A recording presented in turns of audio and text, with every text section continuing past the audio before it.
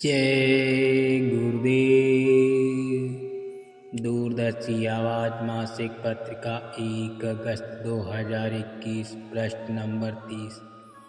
लीला जय गुरुदेव की जाको राखे साइया मार सके ना कोई। जिला अमरावती महाराष्ट्र के अध्यक्ष श्री आशीष वाटड़े ने महाराष्ट्र सत्संग भ्रमण कार्यक्रम के दौरान बताया कि हमारी शादी 17 जून 2011 को हुई थी और जुलाई में अपनी पत्नी को गुरु पूर्णिमा में नामदान दिलवा दिया था।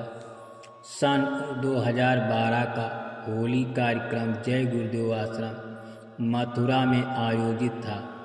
उसमें भाग लेने के लिए मैं अपनी पत्नी के साथ गया हुआ था।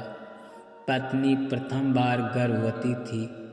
उसके पेट में 8 माह का बच्चा था। भीड़ भाड़ अधिक थी। एहतियात बरतते हुए मैंने 2 VIP पास विशेष अतिथि जोन में बैठने के लिए ले रखे थे।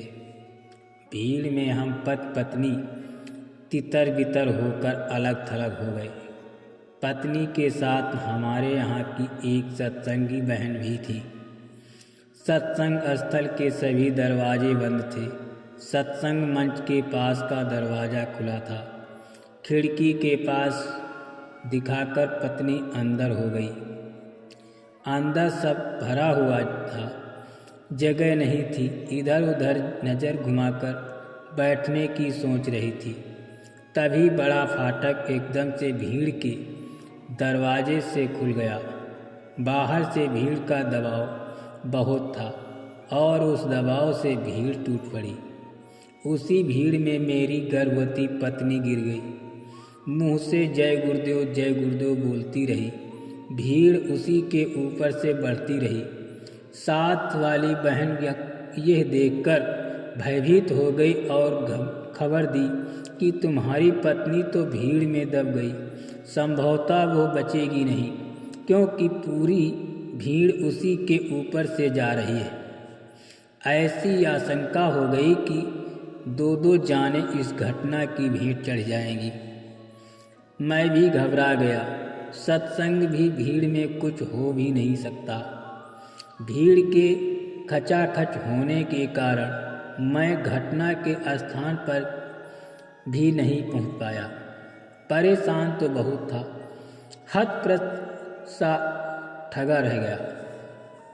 पत्नी और उसके पेट में पल रहे बच्चे की चिंता में बहुत दुखी हो गया। बदहवास जैसी हमारी दशा थी। सोच भी नहीं पा रहा था कि क्या किया जाए। जब सत्संग खत्म हुआ तो मैंने अपनी पत्नी को फ़ोन लगाया और लोकेशन की जानकारी ली तो उसने बताया कि सत्संग मैदान के तीसरे फाटक पर मैं बैठी हूँ। जब खोजते खोजते वहाँ पहुँचा तो देखा कि वह पूरी तरह सुरक्षित है। उसे किसी प्रकार की परेशानी नहीं है। उसे सकुशल पाकर मुझे बहुत खुशी हुई और मेरी अंदर की चिंता घट गई। जब मैंने पत्नी से घटी हुई घटना के बारे में पूछा तो उसकी बात सुनकर सभी स्तब्ध रह गए। मेरी पत्नी ने बताया कि जब मैं भीड़ में गिर गई और दब गई तो स्वामी जी को पुकारा। स्वामी जी, ऐसा लगा कि मेरे ऊपर से बहुत से लोग जा रहे हैं, परंतु उनका भार मुझे महसूस नहीं हो रहा था। ऐसा लग रहा था जैसे कोई फूल गदगद कर हमारे ऊपर से गिर रहे हैं।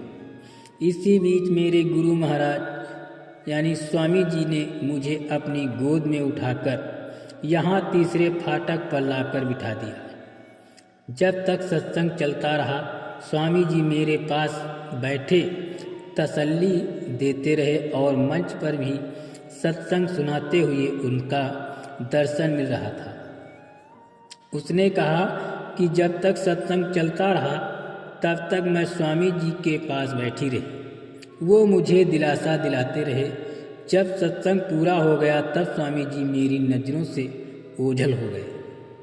गुरु महाराज अपने बंदों की रक्षा किस प्रकार करते हैं यह इस घटना से पता चलता है। इससे उनकी दूरदर्शिता और संभाल की अंदरूनी दया का परिचय मिलता है। आशीष पाटवाड़े ने बताया कि जब से मेरी भक्ति और विश्वास में और दृढ़ता आ गई, मेरी मजबूती बहुत बढ़ गई। सच ही तो है, जाको राखे साइयाँ, मार सके ना कोई, बाल नवा का कर सके जो जग बैरी हुए। गुरु की अपार दया रही कि मेरी गर्भवती पत्नी 8 माह के बच्चे समेत उस भीषण हादसे से बच गई। ये गुरु महाराज की अपरंपार दया का परिचय है। जय गुरुदेव।